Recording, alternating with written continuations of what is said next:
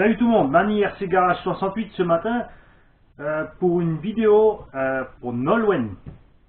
Alors comme tu as un papa absolument génial Nolwenn, tu as droit à un cadeau génial avec une préparation géniale parce que ton père est vraiment super cool. Je vais commencer au tout début, quand tu as bien sûr déjà déballé la voiture, tu l'as déjà eu en main, tu as déjà vu. Je t'ai donc mis des petits fils de fer ici pour tenir les clips afin que tu ne les perdes pas quoi que tu fasses. Tu peux simplement les laisser pendouiller sur la carrosserie. Néanmoins, ils ne sont pas suffisamment solides au cas où si tu restes accroché dans une branche pour endommager la carrosserie, ils vont tout simplement être arrachés et ça ne retiendra pas tout le soumit sur la branche à laquelle tu restes accroché. Comme tu as un kit LED intégré à la carrosserie, tu as un cordon qui relie la carrosserie au récepteur. Donc pense toujours quand tu enlèves la carrosserie de l'enlever vers la droite quand tu es placé derrière le modèle. Donc à l'échelle 1 on dirait il faut la poser côté passager. J'ai fait le câble suffisamment long pour que tu puisses la poser à côté, surtout lorsqu'il y a les roues. Tu peux la poser tranquillement sur les roues sans devoir systématiquement la débrancher si tu veux intervenir sur le véhicule. Évidemment aussi assez de place pour pouvoir changer la batterie de droite sans que tu sois embêté. Tu n'as non plus pas à t'inquiéter du sens de branchement. Si tu te trompes de sens avec la petite prise qui est là, il ne se passe absolument rien. Les LED du toit ne fonctionnent tout simplement pas, mais tu ne risques absolument pas de faire un court-circuit. Le variateur que tu as est le modèle le plus récent qui est équipé donc de détection de basse tension pour les lipos si tu roules en lipo. Donc là tu peux te référer à la notice pour faire le changement si tu roules en lipo. Tu as donc un bec externe aussi qui est intégré dans le boîtier radio pour que rien ne dépasse et pour rester tout simplement étanche. Je t'ai mis un petit interrupteur ici intégré sur le côté. Donc si tu allumes le moteur et tu n'as pas allumé la radio, il ne se passe rien. Le variateur détectant qu'il n'est pas sous réception, il se met en défaut et clignote. Et forcément si tu allumes la radio et pas le moteur, tu auras toutes les fonctions annexes, c'est-à-dire la direction et l'éclairage, mais aucune réaction moteur.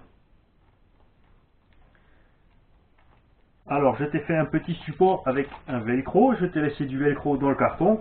Comme ça tu peux mettre du velcro sur la batterie que tu utilises à la réception, la velcroter sur le support plus les sangles. C'est ce qu'on utilise en hélicoptère, et si en vol 3D en hélicoptère les batteries ne vont pas se balader, je pense pas que tu risques de l'envoyer balader avec ton soumit. Je t'ai fait un système qui te permettra aussi de changer de prise d'accu de réception si besoin, parce qu'il y a des accus spécialement prévus pour la réception, donc en cordon bec, qu'on voit ici. Je t'ai fait un adaptateur pour une prise Traxxas, et il sera très facile au cas échéant de te faire un adaptateur avec n'importe quel autre type de prise si tu en as besoin. Les choses essentielles à savoir sur le soumit, si tu utilises le blocage de différentiel, lorsque tu débloques tes différentiels, il faut toujours un petit temps qui puisse se désolidariser. 1, 2, 3, essai, je vais y arriver, désolé. Le mieux est, si tu es sur le plat, de faire une toute petite marche arrière. Si bien sûr tu es dans le tout-terrain et que tu es dans une situation un peu glissante, tu ne vas pas t'amuser à faire ta marche arrière et dégringoler la pente. Donc tu continues tout simplement doucement et ils vont se débloquer tout seuls. Toujours penser à ne jamais rouler avec les différentiels bloqués en deuxième vitesse.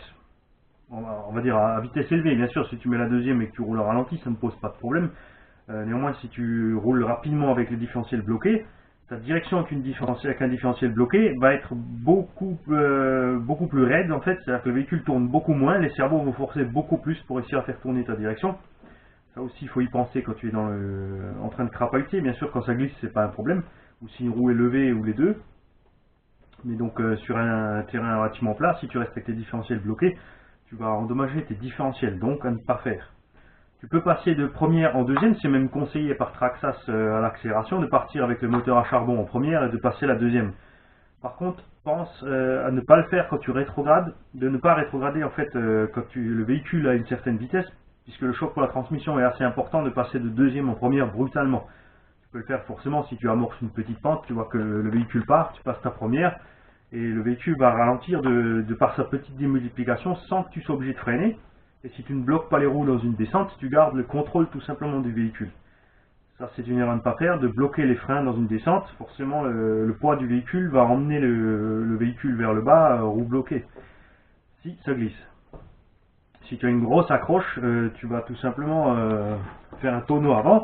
Donc pensez à toujours être très souple sur les freins en descente ou, comme dit, utiliser la première. Les suspensions sont réglées très souples.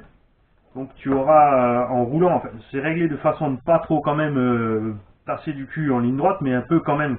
Alors c'est nécessaire en tout terrain que le centre de gravité puisse rester bas. Si tu règles tes ressorts, ta précontrainte de ressort ici, tu peux régler là, donc en serrant les petites bagues ici. Trop fort, le véhicule va rester haut, donc ça va lui donner un bon look de monster truck. Le problème c'est que s'il est raide dans une pente avec fort dévers, donc comme ceci, ou avant-arrière, tu vas tout simplement rouler avec le véhicule puisque le poids qui sera en l'air sera plus important que le poids au sol. C'est pour ça que le Summit est souple. Quand tu prends une pente ou du dévers, il va rester assez proche du terrain. Plus il reste proche du terrain, moins vite tu te casseras la figure.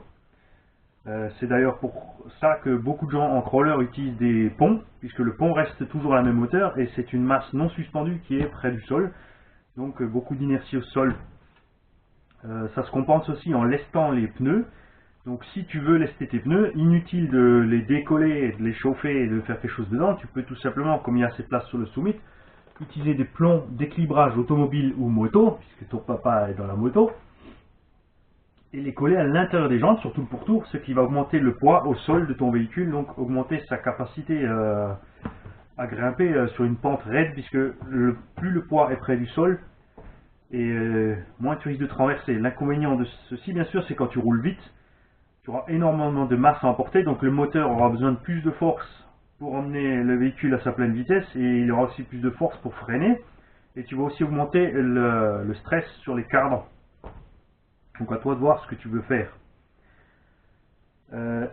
Les trous ont été percés sur la bande de roulement, ici les trous, les pneus, pour permettre l'évacuation tout simplement de l'eau si tu passes dans l'eau, donc il n'y a pas de problème. Si tu roules dans une flaque d'eau, le pneu va se remplir de faute, mais il va pouvoir à nouveau l'expulser par les petits trous dans le pneu.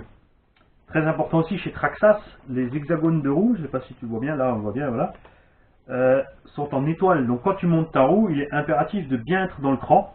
Si tu n'es pas tout à fait dans le cran, en serrant, tu vas endommager l'hexagone de roue.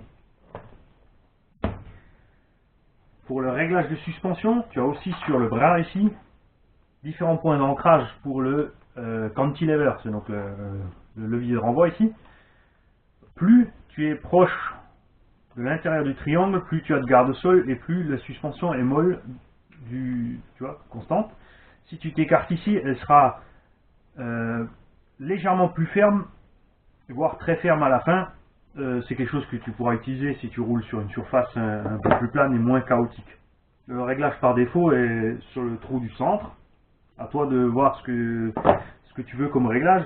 Comme je te l'ai dit, si le véhicule est trop haut, c'est pas forcément un avantage. Donc même si tu crawles vraiment dans des pentes très raides, c'est pas forcément bien d'avoir la garde-sol réglée ici à son maximum.